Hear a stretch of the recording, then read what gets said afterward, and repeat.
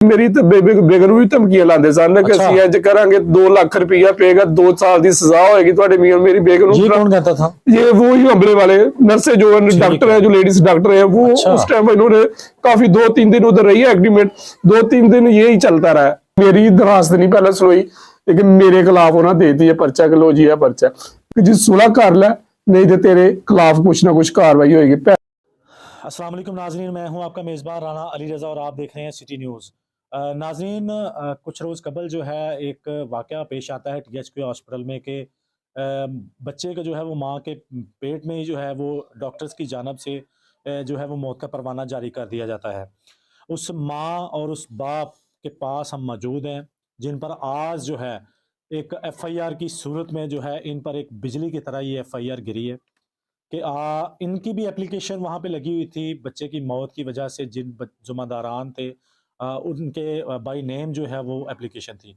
आज जो है इसके ऊपर जो है इस बदबख्त बाप के ऊपर जो है वो FIR इंतज़ामिया की जानब से जो वो दी गई है। इस FIR के हवाले से बात करने के लिए मेरे साथ उस मरहूम बच्चे के वालिद मौजूद हैं, उनसे जानने की कोशिश करते हैं। ये बताइएगा कि इस FIR के हवाले से क्या कहेंगे कि आपकी एप्लीकेशन उनसे पहले दी गई थी, आप पर जो है वो एप्लीकेशन बाद में दी गई थी, तो लेकिन उसके बावजूद जो है THQ जानब से MS की मदयत में आपके ऊपर ये पर्चा दर्ज हो गया। इस हवाले से क्या कहेंगे आप? देखिए जी, मैं 27 तरीक ਨੂੰ मेरा नाल जो मेरी बच्ची की डेथ हुई है, 27 तरीक ਨੂੰ मेरी एप्लीकेशन थाने मैं ਦਿੱਤੀ ਦੀ ਸੀ। मैं उस तो बाद सर ਚੱਕਰ ਦੇ ਚੱਕਰ ਲਾਉਂਦਾ ਰਿਹਾ ਤੇ मेरी खैर AC ਸਾਹਿਬ को भी पेश होया, DC ਸਾਹਿਬ को भी पेश होया। सर ਮੈਨੂੰ सिर्फ तसल्लियां ਦਿੱਤੀਆਂ ਗਈਆਂ, सिर्फ तसल्लियां कि एक ਤੁਹਾਨੂੰ इंसाफ दिता जाएगा, तेरे नाल ज़्यादती हुई है, ਅਸੀਂ इंसाफ देवांगे तैनू और तेरे नाल ज़्यादती नहीं होण देवांगे, इन्ना डॉक्टरां नू ਅਸੀਂ सख्त तो सख्त सज़ा दी जाएगी। लेकिन सर मैं काम ते सा, एप्लीकेशन मेरे खिलाफ मैनू उन्होंने दिती है कि मेरी दरखास्त नहीं पहले सुनी, लेकिन मेरे खिलाफ उन्होंने दे दी है पर्चा कि लो जी है पर्चा। मैनू कुछ दिनों तू तकरीबन काफ़ी दिनों तू 10 दिनों तू मैनू कॉल ते कॉल बंदे मेरे ससुराल मेरे बंदे आ रहे हैं, कुछ मेरे को फोन कर रहे हैं कि जी सुलह कर लै, नहीं तो तेरे खिलाफ कुछ ना कुछ कार्रवाई होगी। पैसे की ऑफर देंदे सन, लेकिन मैं कहा सी कि मैं ऑफर नहीं लैनी, मेरी बच्ची दे कातल है, मैं अपनी बच्ची का इंसाफ लैना चाहना, ना मैं पैसे लैने ना मैं कोई ऑफर लैना चाहना। लेकिन उन्होंने यही कहा कि जे तू नहीं मनेगा असी तेरे दे एक्शन कर देंगे, पर्चे करा देंगे सर। लेकिन सर देख लो, वज़ीर आला पंजाब अगे मेरी यही तरला मिन्नत है, मेरी नहीं सुनवाई हुई सर। मेरी FIR 27 तरीक दी है, उन्होंने सारा देख लो कल दी आ गई मेरे खिलाफ। आपकी दरखास्त जो है वो 27 तरीक दी जी, और ये जो पर्चा है ये बाद में एप्लीकेशन जी, ये कल का पर्चा है। लेकिन मेरे साथ ये सारी जो भी गवर्नमेंट के दायरे हैं यहाँ पे रहने वाले हैं, इन्होंने सब ने सर वाले मिल के ये मेरे साथ ऐसा किया, मुझे तसल्लियां देते रहे हैं और बाद में प्रोटोकॉल करके मेरे साथ इन्होंने ये काम किया। अच्छा, हमारे ज़राए के मुताबिक इस मामले में असिस्टेंट कमिश्नर भी वो इन्वॉल्व थे, तो जब आपकी मुलाकात जो है असिस्टेंट कमिश्नर के साथ हुई, AC के साथ, तो उनका इस हवाले से क्या कहना था? देखिए जी, सारे जो थाने के कमिश्नर साहब हैं उन्होंने मुझे बहुत अच्छा तावन किया था मेरे साथ पहले, ठीक है, लेकिन मैं अभी उनसे मिला नहीं, वैसे मुझे नहीं पता वो हैं या नहीं है, इस चीज का मैं नहीं।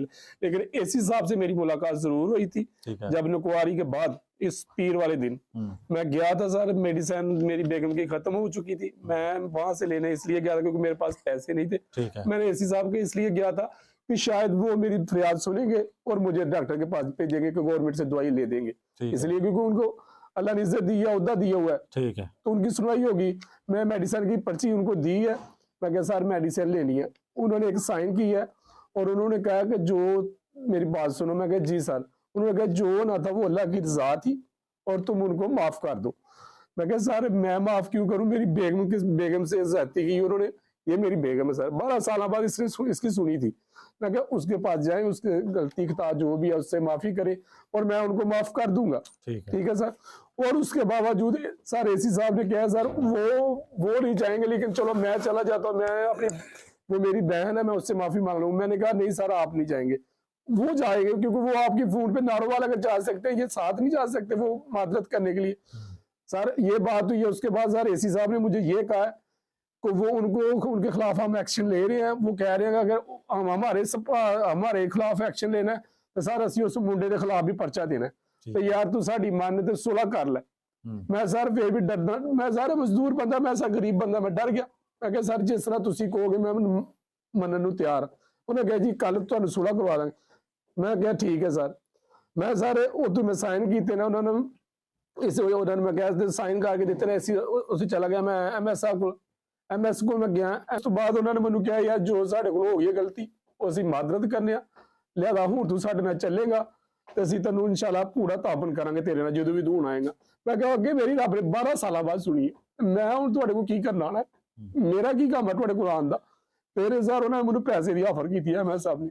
MS ने कहा पे को पैसे ला और सुलह कर ला। मैं क्या मैं अपनी बच्ची के पैसों की ऑफर हुई थी आपको?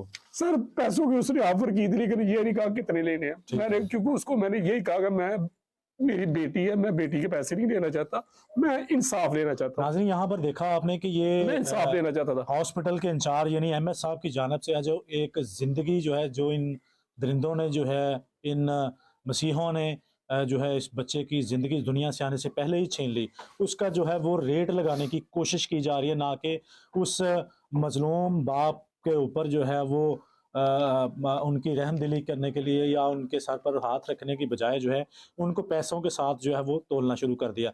फिर उसके बाद क्या हुआ? उसके बाद सर मेरे फिर 2-3 आए, मेरे जीजो कार थे इधर, उन्होंने मुझे कहा कि चलो सुलह कर लो। मैंने सर फिर मेरी बेगम जो है वो ज़ाहिर औरत थी, उसने कहा कि चलो तुम गरीब बंदे ऐसे क्यों है ना उलझना च पैना, ठीक है, दुश्मनदारी पेगी तेरी, तू ना कमा जा। मैं अपनी परेशान होकर उसने कहा कि इसको जाने दे। जी मेरी तो बेगम भी धमकियां लाते सन कि ਅਸੀਂ ਇੰਜ ਕਰਾਂਗੇ 2 लाख रुपया पेगा, 2 साल की सजा होएगी ਤੁਹਾਡੇ मियां मेरी बेगम ये कौन कहता था? ये वो ही अमले वाले नर्से जो डॉक्टर है, जो लेडीज डॉक्टर है वो। उस टाइम इन्होंने काफी 2-3 दिन उधर रही है एग्रीमेंट, 2-3 दिन यही चलता रहा। मेरी ससुराल मेरी साली थी वो भी, उसको भी उन्होंने यही कहा। फिर उसके बाद MS तो सारे यही कहता, उसने ये प्रोटोकॉल बना रहे थे रल मिल के कि किसी तरह इस मुंडे को कवर करे और इसको दबा करके इसका तो इससे सुलहनामा लिख ले। कल फिर उसने रिश्तेदारों को किया, मेरी बेगम जो मान की बेचारी कहती है चलो जो था अल्लाह का जो है अभी आपके ऊपर FIR हो चुकी है जी। तो इस हवाले से आपका मौकफ क्या है कि आप अब सुलह कर लेंगे या कोई और कानूनी एक्शन लेंगे आप? देखिए जी मैं अब तो सुलह का सोचा था। पहली बात तो ये है कि मैंने सुलह देनी थी, कल परसों के वाक़ है मैंने सुलह का कहा, इन्होंने कहा था, मैंने कहा चले ठीक है मैं सुलह दे देता हूँ। सर सुलह जिसके साथ मेरा झगड़ा है यानी मेरी डॉक्टरों के साथ झगड़ा है, ठीक है, डॉक्टरों को कहा कि तो डॉक्टर कहते हैं हमने नहीं आना, हमारे कोई कहता मेरा मियाँ आएगा, कोई कहता मेरा कोई आएगा, कोई कहता मेरा रिश्तेदार आएगा, उनके साथ सुलह। यहाँ पर देखा कि मामला किसी और का है, लेकिन सुलह के लिए जो है वो खुद नहीं आना चाहते, लेकिन किसी अपने अजीजो कारब को जो है वो सुलह के लिए जो है वो भेजना चाहते हैं। अच्छा फिर क्या हुआ? फिर मैंने उनको कहा जी देखिए मैं डॉक्टर अगर आते हैं तो मैं खुदा खौफी करके उनसे सुलह कर लेता हूँ। उन्होंने कहा जी वो नहीं आएंगे, अगर ये तुम सुलह नहीं करोगे तो तुम्हारे खिलाफ एक्शन हो जाएगा, तुम्हारे खिलाफ सख्त कार्रवाई शुरू हो जाएगी। मैंने कहा ठीक है जो होना है सो हो जाए, क्योंकि मेरा खुदा मेरे साथ है। चलो इंसान तो नहीं, खुदा तो मेरे साथ है ना, वो तो मेरा फैसला करेगा ना। नाज़रीन यहाँ पर आपने मुतासरा शख्स की बात सुनी, उसका तमाम तर इल्ज़ामात जो है वो MS की जानिब ही जो है वो इशारा कर रहे हैं कि MS की जानिब से जो वो हर तगदो की गई कि इस शख्स को जो है वो किसी भी तरह जो है वो सुलह के लिए इस पर दबाव डाला जाए ताकि ये शख्स जो है मजबूर होकर जो है वो सुलह कर ले। इस वक्त क्योंकि माँ से बात करने की भी हमने कोशिश की है लेकिन सदमे की हालत में है, वो बात नहीं कर सकती। तो इस हवाले से जो है उस शख्स ने जो है वो हमारे तमाम तफसीलात से आगाह किया। तो इस हवाले से आज जो है लॉयर्स एसोसिएशन की जानिब से जो है वो इस शख्स की जो है वो बेलौस मदद करने का भी जो है वो कानूनी तौर पर मदद करने की जो है वो बाकायदा ऐलान भी किया गया है।